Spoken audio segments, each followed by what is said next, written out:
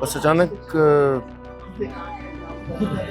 मैं कहीं और जा रहा था और एक हाँ, हाँ। रास्ते में छोटा सा गलियारा दिखा और उस गलियारे में गए तो दिखा एक पूरी दुनिया थी। तो इनविजिबल वर्च्यूज की जो मैं बात करता हूँ, डिसेंसी है, बीइंग रूटेड है, प्राइड है, ये सब कहीं गुम से हो गए। चांद में दाग है ये जानते हैं हम, लेकिन रात भर देखे बिना उसको रहा नहीं जाता। बात बे बात पे अपनी ही बात कहता है, मेरे अंदर मेरा छोटा सा शहर रहता है। दोस्तों, मेरा नाम है नीलेश मिश्रा, कहानियां सुनाता हूँ। बॉलीवुड के रुपहले पर्दे से लेकर नेटफ्लिक्स के नार्कोज तक हमेशा अपनी अमिट छाप छोड़ने वाले अलग अलग कारणों से नीलेश मिश्रा हमारे साथ हैं यहाँ पर। ही नीड्स नो इंट्रोडक्शन, और जो उनका एक ट्रेडमार्क कहानियां सुनाता हूँ। Nilesh, over to you. कहानियों का दौर, स्टोरी टेलिंग, एक नया फैशन, एक नया फैड और जीवंत हो गया फिर से, कैसे? मेरी जिंदगी खूबसूरत इत्तेफाकों का सिलसिला भर है। तो मैंने कभी जीवन में कहानियां न लिखी थी न सुनाई थी। मैंने एक म्यूजिक बैंड बनाया था, वो भी इत्तेफाकों की कहानी थी। और उसमें स्टोरी टेलिंग एक कहानी थी जो मैं सुना रहा था, और वो इसलिए सुना रहा था क्योंकि मैं बैंड से बाहर ना हो जाऊं। अच्छा। क्योंकि मैं ट्रेंड सिंगर नहीं हूँ, तो मुझे लगा कि उसमें जुड़े रहने के लिए कुछ तो मुझे अपनी गतिविधि डालनी पड़ेगी। तो मैंने बड़ी चालाकी से ये बोल दिया कि मैं उसमें कहानी सुनाऊंगा।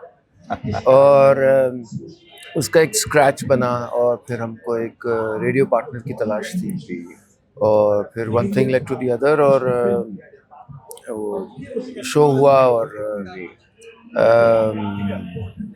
बस अचानक मैं कहीं और जा रहा था और एक रास्ते में छोटा सा गलियारा दिखा, और उस गलियारे में गए तो दिखा एक पूरी दुनिया थी।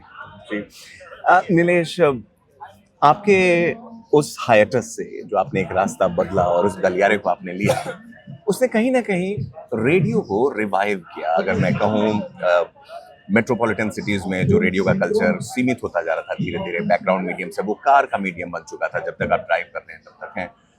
इस पर्टिकुलर शो ने और आपकी आवाज, आपके स्टोरी टेलिंग, आपके अनुलता राजनायर, मंजीत ठाकुर, इन लोगों ने जिस तरह से उसको रिवाइव किया, आपको कभी लगता है वो आवश्यक था उस समय, या जस्ट हो गया? मैं आजकल एक किताब लिख रहा हूँ, अपनी जो स्टोरी टेलिंग की जर्नी है उस पर। जी जी। और अब पलट के जब देख रहा हूँ तो किस तरह से वो जो समय था हमारे देश की ऑडियंसेस के लिए, क्योंकि हम एक युग से दूसरे युग में प्रवेश कर रहे थे। कंटेंट में एक रिंगटोन का ज़माना था। फिल्मों में आइटम नंबर्स का समय आ गया था, मुन्नी और शीला का ज़माना था वो। तो कंटेंट वाइज बहुत सा नयापन आ रहा था, नए तरह का कंटेंट था। लेकिन इस जद्दोजहद में कहीं ना कहीं जो ठहराव का कंटेंट था वो गुम होता जा रहा था। जो दूरदर्शन का युग था, जो ऑल इंडिया रेडियो का युग था, और जो अभी भी मेरे हिसाब से बहुत बड़े मानक हैं कंटेंट के बारे में। तो एक शहरी जीवन की जो धूल जम गई थी हम सबके एग्जिस्टेंस पे, इत्तेफाक से हमने उसको शायद हटाया और लोगों को अपने आप से आत्म साक्षात्कार कराया, अपने रिश्तों, अपनी जड़ों। हमें नहीं अंदाज था, क्योंकि पहला सीजन था, मैंने सारी कहानियां लिखी थी। जी जी जी। और मैं तो कल्पना भी नहीं कर सकता था। मुझे तो सिर्फ अपना जो सीडी था बैंड का, उसके लिए एक पार्टनर चाहिए था। तो हमें तो बस सीडी को मशहूर करना था। और अचानक करोड़ों लोग सुनने लगे, तो लगा कि जैसे एक भारतीयों की दुखती रग को छू लिया। एक ऐसी रग को जिसके बारे में हम भूल चुके थे कि ये है। तो एक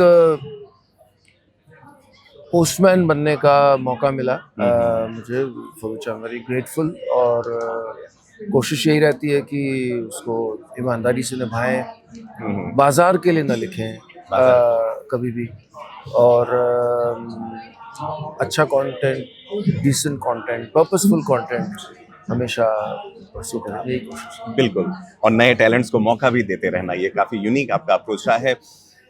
बाजार के लिए ना लिखें, पर्पसफुल कंटेंट। आपके ट्विटर हैंडल पर भी आपने लिखा है कि decency is your business model. Business model पर तो आजकल कई एमबीएस को हायर किया जा रहा है। आपने नया इजाद किया और साथ ही साथ स्लो मूवमेंट भी आया। Is it part and parcel of same thing?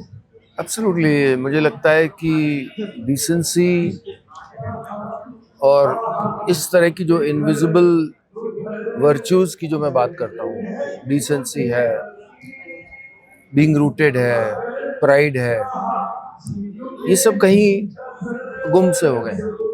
Pride जो है वो एक एक एक एक मैस्कुलिन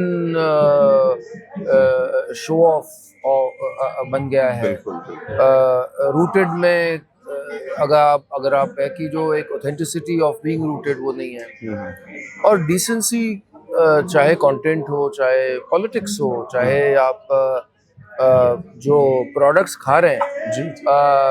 उसमें कितने केमिकल, विच मीन्स आप कितने बिजनेस कैसे कंडक्ट कर रहे हैं। तो आई फील डिसेंसी अगर की बात हम लगातार करते रहें, और मैं तो बहुत जिद के साथ करता हूँ इन चीज़ों की बात, और तो वो फिर टाई अप होता है एक स्लो लिविंग से, बिकॉज एक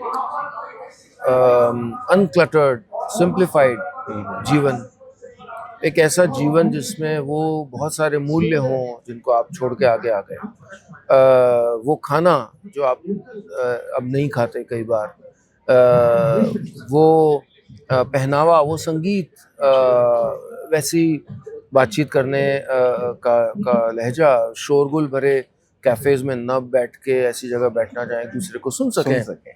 बहुत rare. This is turning slow for me. Slow is not about speed, this is slow. और जब आप ये करते हैं तो आप ज़्यादा, आपको मेंटल पीस मिलती है, आप माइंडफुलनेस आपको मिलती है, आप हेल्दी होते हैं, और अंततः आपका जीवन काल बढ़ जाता है। You live longer, so turning slow will make you live longer. बिल्कुल। आपने हेल्दी पार्ट कहा। मैं आपको ट्विटर पर फॉलो करता हूँ, मैंने देखा आपने अपना भी एक पर्सनल रेजिमेन चेंज किया। मॉर्निंग वॉक पर आप रहे। आपकी सुपुत्री बेहद प्यारी, उन्हें हम आप बहुत स्नेह, वो भी आपका साथ देती हैं। आप वहाँ भी कहानियां उनके साथ शेयर करते हैं। कितना इम्पोर्टेंट आप जो देखते हैं ये हेल्थ एस्पेक्ट है। प्राइम मिनिस्टर मोदी भी अचानक अभी ऑफ लेट उन्होंने जिक्र किया है। कितना इम्पोर्टेंट है? बिल्कुल बिल्कुल, और मुझे बहुत खुशी है कि एक नेशनल नैरेटिव का हिस्सा बन रहा है, और प्राइम मिनिस्टर कर रहे हैं तो फिर एक अलग तरह की एक्सेप्टेबिलिटी और वैलिडेशन मिलता है उसको। तो कोविड के बाद मुझको डायबिटीज़ के साथ डायग्नोज किया गया था, जो probably one of the aberrations जो हो रहा था। और मैंने, हालांकि मेरा ऐसा कभी कोई ज़्यादा तामसी भोजन में नहीं खाता रहा हूँ, लेकिन I think that also reminded me.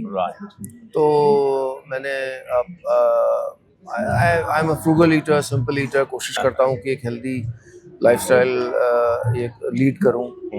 और मुझे खुशी है कि जो ये स्लोइंग डाउन है, चाहे जिस तरह का मिलेट्स खाता हूँ मैं, या जो लोकली ग्रोन वेजिटेबल्स हैं वो खाता हूँ, या वो, तो अभी मैं हाल में अपना हार्ट का ब्लॉकेज टेस्ट कराने गया था। अच्छा। क्योंकि आजकल पता नहीं रहता है, तो थैंकफुली 0% निकला है। तो आई फील